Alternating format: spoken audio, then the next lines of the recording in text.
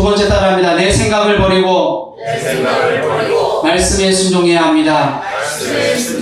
오늘 우리에게 주신 하나님 말씀 여기 있습니다. 6절입니다. 같이 읽습니다. 시작. 이르시되 그물을 내 배의 오른편에 던지라. 그리하면 잡으리라 하시니 이에 던졌더니 물고기가 많아 그물을 들 수 없더라. 아멘.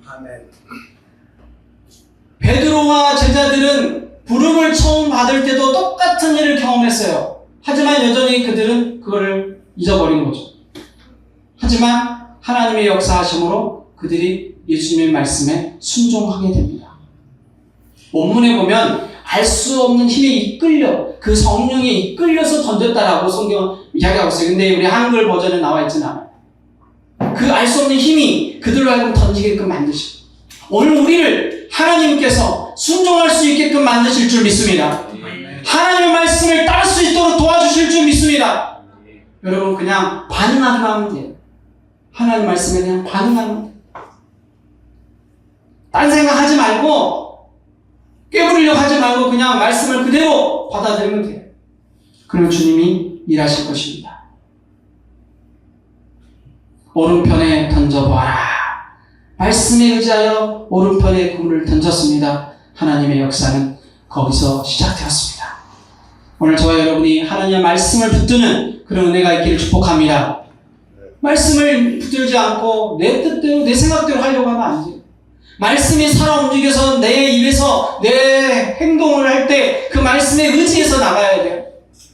많은 사람이 하나님 믿는다고 말하면서 말씀은 저쪽에 내팽개쳐버리고 내 생각으로 자꾸 뭔가를 하려고 해요.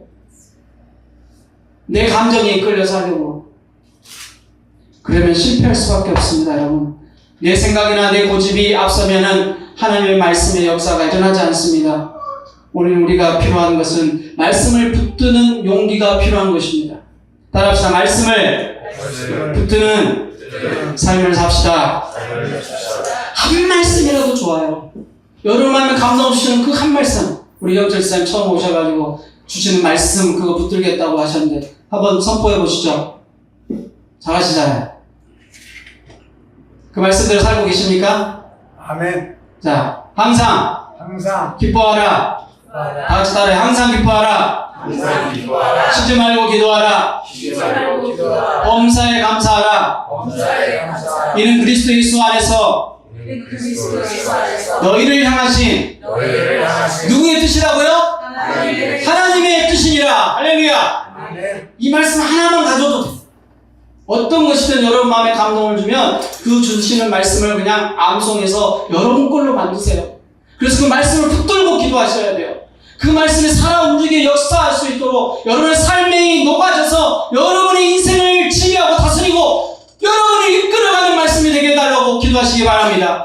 그래서 말씀이 살아 움직이는 신앙생활을 해야죠. 죽은 인생이 아니라 살아있는 인생이 돼야죠. 베드로가 예수님의 말씀을 붙든 것처럼 오늘 저와 여러분이 하나님 말씀이 이끌려서 살아가시는 귀한 은혜가 있기를 축복합니다. 우리 임성도님 할렐루야.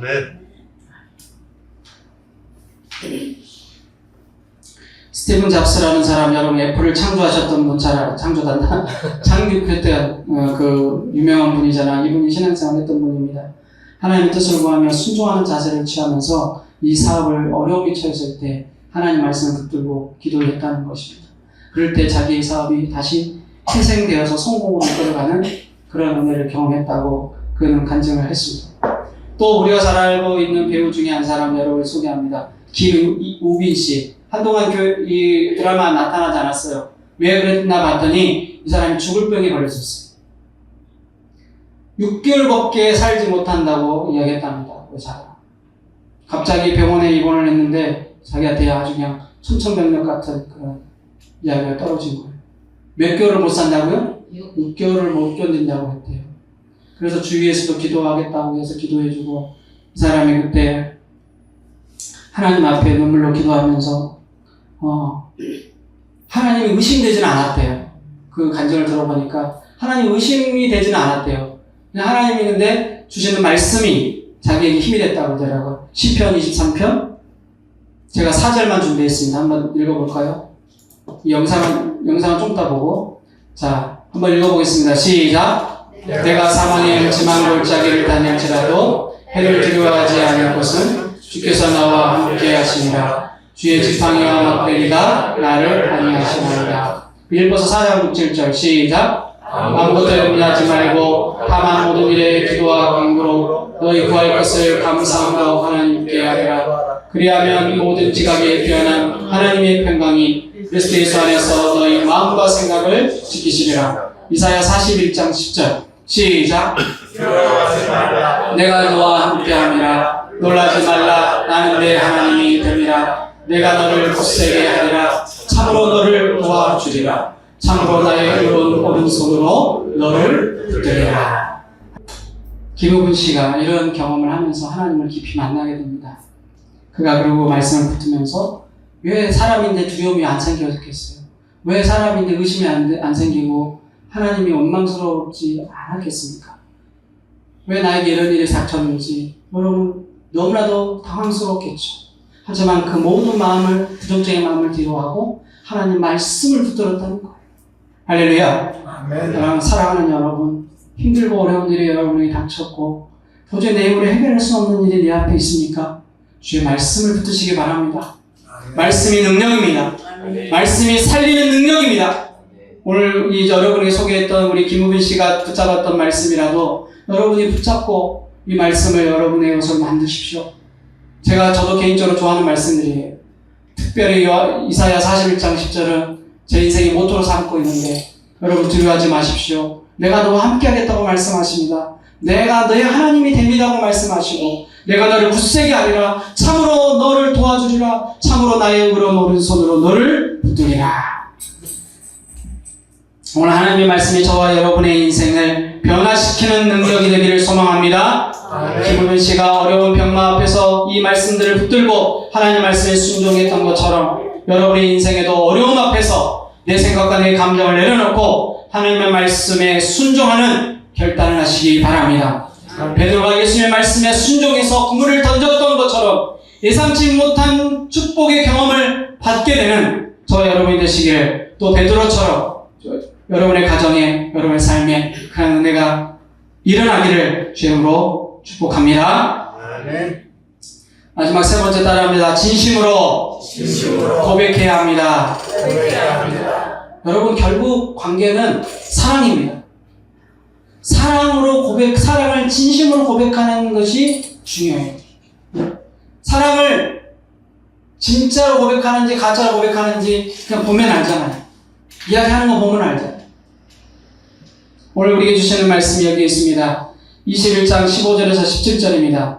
한번 따라 읽어보겠습니다. 같이 읽어보겠습니다. 시작. 내가 주님을 사랑하는 줄 주님께서 아시나이다. 예수님께서 제자인 베드로에게 3번을 물어요. 네가 나를 사랑하느냐? 네가 나를 사랑하느냐? 오늘 주님이 우리에게 물으십니다. 네가 나 사랑하느냐? 네가 나 사랑하느냐? 너 나 사랑하느냐? 라고 지금 물으십니다. 여러분 뭐라고 대답하시겠습니까? 자, 뭐라고 대답하시겠습니까? 아멘. 아멘. 사랑합니다. 그 정도 가지고 될까요? 좀 더 크게 뭐라고요? 사랑합니다. 네, 진심을 담아서 사랑합니다. 할렐루야. 아멘. 진심으로 고백할 수 있기를 축복합니다. 진심은 통하게 돼 있어요.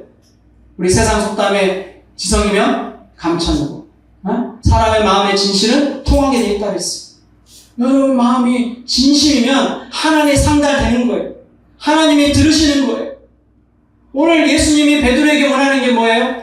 뭐 신적인 사랑, 대단한 사랑을 요구한 게 아니에요. 네가 지금 나한테 고백하는 그 고백이 진짜냐? 그걸 묻는 거예요. 자, 보세요. 지난번에도 제가 한번 이 본문 가지고 여러 차례 설교를 하고, 제가 항상 부활절 지나고 나면 이 본문 가지고 여러분하고 함께 묵상을 하는데, 지난번에 베드로에게도, 지난번에도 이야기했습니다. 베드로에게 예수님이 물었습니다. 아가페오로 물었어요. 아가페오. 네가 나를 아가페오 하냐 그랬어요. 사랑하느냐? 무조건적 절대적인 사랑, 신적인 사랑으로 나를 사랑하냐 물었어요. 네? 베드로는 근데 뭐라고 얘기해요? 빌레오라고 얘기했어요. 뭐라고요? 빌레오. 그게 뭔 말이에요? 친구로서 사랑합니다. 신적인 사랑은 모르겠고 그냥 친구로서 사랑해요. 자, 그럼 두 번째 묻습니다. 두 번째도 예수님께서 묻습니다. 네가 나를 사랑하느냐? 그랬더니 베드로가 뭐라고 얘기해요? 여전히 필레오고 이야기합니다.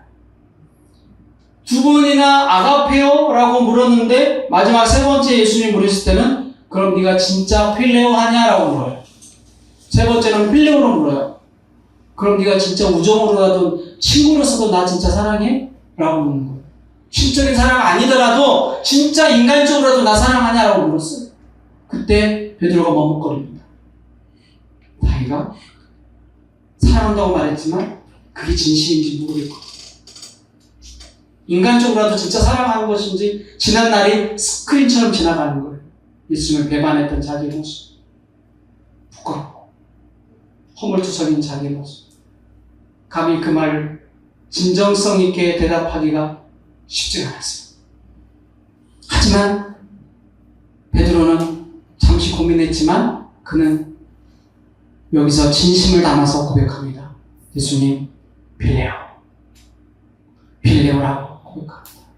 우정으로라도 사랑합니다. 그럴 때 잘했다. 예수 말씀하면서 내 양을 먹이라. 그것이라도 진심이면 됐다. 오늘 저와 여러분에게 주님이 거창한 걸 묻지 않습니다. 대단한 걸 원하는 게 아니에요. 네가 가진 그 믿음이, 네가 나를 향한 그 사랑이 크지 않아도 좋아. 좁쌀만한 것이라도 그게 진짜냐라고 묻는 거예요. 살아있는 것이냐라고 묻는 거예요. 오늘 저와 여러분이 주님 앞에 나온 이 발걸음이 진심입니까? 그렇다면 이 진심 속에 주님의 역사가 일어날 줄 믿습니다. 하나님의 은혜가 임할 줄 믿습니다. 주님의 사랑이 임할 줄 믿습니다. 그냥 사랑하는 인간적인 사랑일지라도 주님 그거 받으시겠다는 거예요.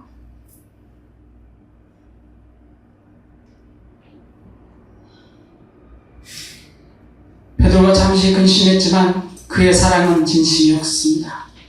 이 또한 주님께서 베드로에게 역사하시는 은혜인 줄 믿습니다. 오늘 저와 여러분에게 주님 말씀하십니다. 내가 너를 사랑한다. 너도 나를 사랑하느냐? 그래, 우리 사랑하며 살자. 오늘 우리 안에 이런 진심이 있다면 오늘 저와 여러분이 기도하실 때 주님 앞에 진실하게 직면해 보세요. 주님, 사랑합니다. 라고 기도하는 가운데 고백하는 저와 여러분 되시기를 축복합니다. 그 진심이 하늘에 닿고 주님의 마음을 감동시키는 하늘의 보좌를 움직이는 그런 은혜가 임할 줄 믿습니다. 여러분 힘들다고 좌절하지 마시고 하나님의 역사는 과거나 지금이나 여전히 일어나고 있습니다. 지금 내 눈앞에서 당장 일어나지 않을 뿐이에요. 그러나 그 진심이 통할 때가 온다니까요. 주님의 때가 임할 때가 있어요. 그때를 위해 준비하고 계셔야 돼요.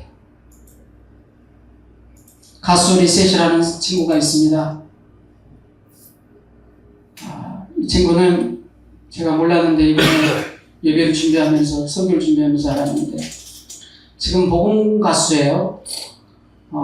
어릴 적에 아버지의 폭력으로 인해서 가정이 이혼을 했어요. 엄마가 이제 도망가고 그 다음부터 아버지가 이제 자기 자식이 있으니까 데리고 살 여자를 계속 이렇게 구했나 봐요. 그런데 무려 어머니가 12명이 바뀌었어요. 12명이.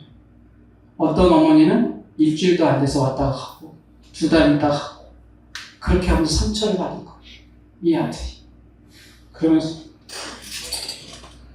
사랑을 잃어버렸어. 엄마가 자기를 사랑하는 걸 모르겠다.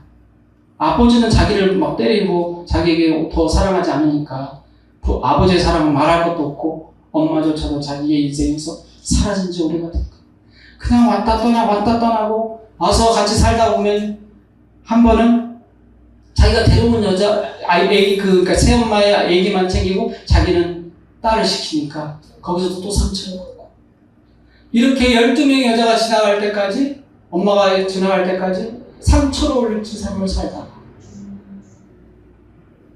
결국 하나님의 은혜를 받고 이 친구가 수련회를 갔다가 거기서 하나님 만나요.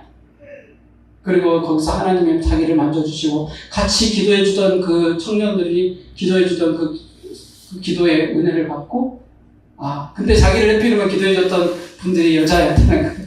여자분들이 옆에서 손잡고 기도해줬다고. 그때 자기가 하나님이 그 원망하고 또 여자를 믿지 못하고 사랑하지 못했던 것을 회개하고 그때부터 마음을 열기 시작했더라고요. 근데 어쨌든 이 리셋이라는 분이 그때부터 하나님 앞에 은혜를 받고 주님 위해 살겠다고 결단하고 지금은 찬양 가수, 복음성가 가수 자기의 인생 드림을 살고 있습니다. 사람은 누구나 어려운 상황들이 다 찾아옵니다. 애기지 못한 어려운 일들이 우리의 삶에 있습니다.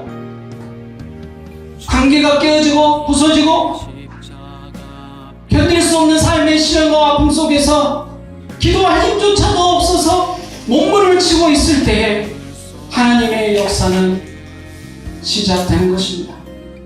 힘들고 어렵다고 여러분 좌절하지 마십시오. 하나님의 역사는 거기서부터 일어날 줄 믿습니다. 권호중 씨가 가정의 아픔과 상처 속에서도 하나님을 만나 용서와 회복의 길을 걸었던 것처럼 그 사랑의 가족 간의 관계를 새롭게 하고 세우는 힘이 되었던 것처럼 저와 여러분의 삶에도 그런 은혜가 있기를 소망합니다. 김우빈 씨가 갑작스러운 병마 앞에서 자신의 뜻을 내려놓고 하나님의 말씀 앞에 순종하며 평안의 길을 찾았던 것처럼 저 여러분의 인생에도 말씀으로 인해 마음의 평안을 찾기를 축복합니다. 가수 리셋처럼 어머니가 여러 번 바뀌는 복잡한 환경 속에서 버림받고 좌절 속에서 하나님을 만나고 주님 앞에 나가며 그 고통과 아픔의 치료와 용서를 경험했던 것처럼 내 감정, 내 생각 내려놓고 하나님 말씀에 순종하며 겸손히 엎드리는 그리고 진실하게 하나님께 고백하는 사랑한다고 고백하는 우리 사랑 예수교회 성도님들 되시기를 주님으로 축복합니다.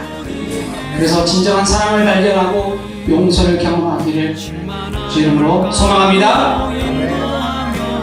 사랑의 숲에서 난 고백해 주 찬양해